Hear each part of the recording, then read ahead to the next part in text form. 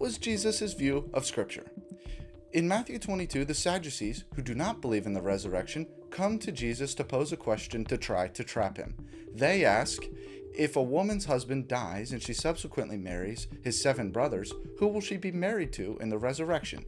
Jesus answers quite pointedly, "You are mistaken, not understanding the Scriptures nor the power of God. For in the resurrection they neither marry nor are given in marriage, but are like the angels in heaven. But regarding the resurrection of the dead, have you not read what was spoken to you by God? I am the God of Abraham and the God of Isaac and the God of Jacob. He is not the God of the dead, but of the living." From this, we learn 3 things. First, he says they mistakenly misunderstood the Scripture. However, he doesn't say the solution to this is to run to some infallible interpreter. Instead, he corrects their misinterpretation with Scripture itself.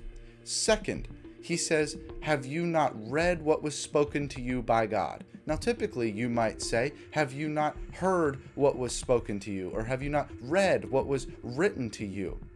Jesus holds them accountable to Scripture that was written 1,000 years prior, as if God was speaking it directly to them in their generation.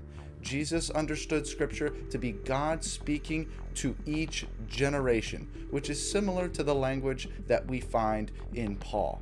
Third, Jesus' argument in response hinges on the tense of a word. He quotes Exodus 3:6, in which God says he is presently the God of Abraham.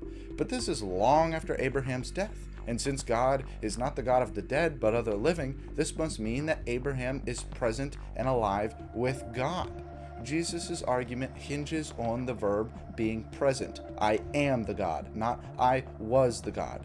Meaning, it is okay with Jesus to make a theological argument based off the tense of a word in the original language. These have been 3 aspects of Jesus' view of the nature of Scripture.